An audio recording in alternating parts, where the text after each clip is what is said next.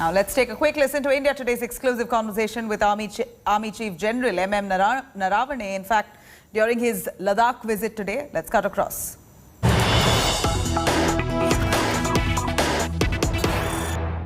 इस वक्त जब एक साल से ज़्यादा का वक्त हो गया है, क्या मौजूदा हालात हैं? हालांकि ज़्यादातर इलाकों से अब दोनों सेनाएं अपनी जगह पर जा चुकी हैं। जो कुछ जगह बची हुई वो कब तक वहाँ पर सहमति हो जाएगी? अभी जो LAC के ऊपर सिचुएशन है वो नियंत्रण में है, और जैसे आपने कहा कि हम हमेशा लिहाजा करते हैं कि स्थिति क्या है और क्या हमें करना चाहिए, और पिछले एक साल से हम लगातार बातचीत में हैं, और मेरा हमेशा यही कहना रहा है कि जो भी मसले हैं वो बातचीत के ज़रिए वो हम उसका हल निकाल सकते हैं, और इसीलिए हमारे लगातार हर लेवल पर बातचीत होती रहती है, ब्रिगेड कमांडर लेवल पर भी, डिविजनल कमांडर के लेवल पर भी, और जो हाईएस्ट मिलिट्री लेवल है कोर कमांडर लेवल, यहाँ तक अभी 12 राउंड टॉक के हो चुके हैं, और हमें उम्मीद है कि 13वां राउंड जो है वो अक्टूबर इसी महीने में जल्दी ही हो जाएगा, और हर राउंड जो होता है उसमें हमेशा बात आगे बढ़ती रहती है, और ऐसे करते करते फिर जो है मसला है जो है वो हल हो जाता है। तो हमें पूरी उम्मीद है कि जो अभी भी जो पॉइंट बाकी हैं उसके ऊपर भी कोई नतीजा जल्दी ही निकलेगा।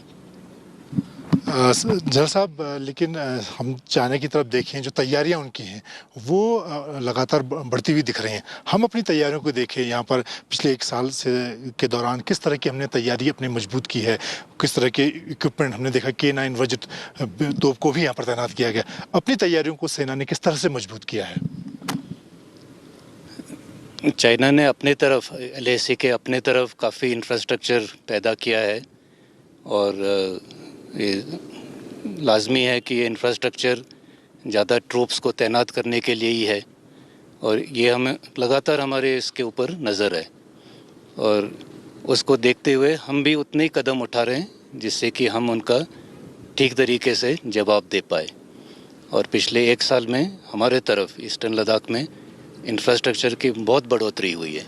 उसी तरह जो आधुनिक हथियार हैं वो भी हमने यहाँ पर इंडक्ट किए हैं, और मैं समझता हूँ कि हमारा जो फोर्स पोजीशन है वो बहुत ही मजबूत है, और जो भी चुनौती है उसका हम सामना करने के लिए तैयार हैं। हमने पहली बार देखा कि बोफोर्स के बाद लंबे इंतजार के बाद एक स्वदेशी गन K9 वज्र की रेजिमेंट यहाँ पर तैनात किया। उससे कितना फ़ायदा और उसके पीछे क्या सोच थी आपकी कि उसको यहाँ पर जल्द से जल्द तैनात किया गया, क्योंकि रिकॉर्ड टाइम पर आपने उसको यहाँ पर तैनात किया है? और किस तरह की गन है? जो K9 गन है वो एक सेल्फ प्रोपेल गन है, मीडियम गन, और ये जो है हम अपने जो आर्मर्ड फॉर्मेशन है जो अमूमन प्लेन्स के एरिया में, डेजर्ट के एरिया में तैनात होती हैं उनके लिए थी। लेकिन जब हमने देखा कि यहाँ पर भी हमें और गन्स की ज़रूरत है, तो हमने ये सोचा, और गन्स की भी ज़रूरत है और जो मोबिलिटी है, क्योंकि K9 जो है एक सेल्फ प्रोपेल गन है, तो हमने सोचा कि क्यों नहीं हम इसको भी इधर एक बार ट्राई कर लें। तो पहले हमने 2-3 गन भेजे और उसके ऊपर फील्ड ट्रायल किए, और हमने देखा कि ये भी यहाँ पर कामयाब हो सकती है। कुछ मॉडिफिकेशन करने पड़े हाई एल्टीट्यूड को देखते हुए, सर्दी को देखते हुए, लेकिन जो मैन्युफैक्चरर है वो ईम है, उन्होंने इन सिटू इधर ही आकर ये छोटे मोटे जो मॉडिफिकेशन करने थे वो किए। फिर हमने इसका फायरिंग भी किया, उसमें भी बहुत अच्छे नतीजे निकले, और ये सब देखते हुए फिर हमने ये फैसला किया कि इस गन को भी लद्दाख में तैनात की जाए। सर, लद्दाख के अलावा एक दूसरा फ्रंट जो पाकिस्तान के साथ हमारा है, वहाँ पर सीज फायर का समझौता दोनों देशों के बीच हुआ था, लेकिन हमने देखा कि पिछले हफ्ते भर के दौरान से कश्मीर में एक बार फिर से घुसपैठ की कोशिशें हुई हैं जिसको सेना ने नाकाम किया है। आपको लगता है कि क्या दोबारा से पाकिस्तानी सेना आतंकियों को घुसपैठ में मदद कर रही है, क्योंकि सर्दियाँ शुरू होने वाली हैं, उससे पहले ऐसी कोशिशें हो रही हैं?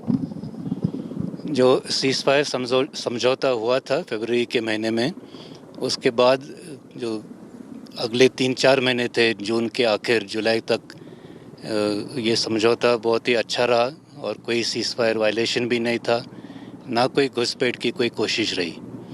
लेकिन हमें देखने में आया कि पिछले 2 महीने में ये फिर से थोड़ा बढ़ रहा है, और हम इन कोशिशों को हम नाकामयाब कर पाए हैं, लेकिन ये ज़रूर है कि इस किस्म की जो कार्रवाई है वो बिना लोकल सपोर्ट के और बिना पाकिस्तानी आर्मी के नॉलेज से ऐसे नहीं हो सकता। इसके अलावा पिछले हफ्ते 10 दिन में 2 सीज़ फायर वायलेशन भी हुए हैं। इसके ऊपर हमने लोकल लेवल पे भी और जो डीजीएमओ लेवल पर टॉक्स होते हैं, हर लेवल पर हमने इसके ऊपर इनको बताया कि ऐसे कार्रवाई वो ना करें जिससे कि जो समझौता है उस पर कोई असर हो। और लेकिन इसमें कोई शक नहीं है कि ऐसे जो भी कार्रवाई है वो बगैर पाकिस्तानी आर्मी के नॉलेज के नहीं हो सकती। सर, एक आखिरी सवाल, अफगानिस्तान के जो हालात हैं उसको खास तौर से सेना कश्मीर के सिलसिले में किस तरह से देखती है? कैसे अगर वहाँ से चाहे हथियार हों चाहे वो आतंकी हैं, वो कश्मीर में उनका किस तरह से पाकिस्तानी सेना इस्तेमाल कर सकती है, उस पर किस तरह की नज़र सेना रख रही है? जो अफगानिस्तान में जो स्थिति है उसके ऊपर हमारी लगातार नज़र है और उसके हमारे ऊपर क्या असर हो सकता है उसका भी हम हमेशा अंदाज़ा लगा रहे हैं।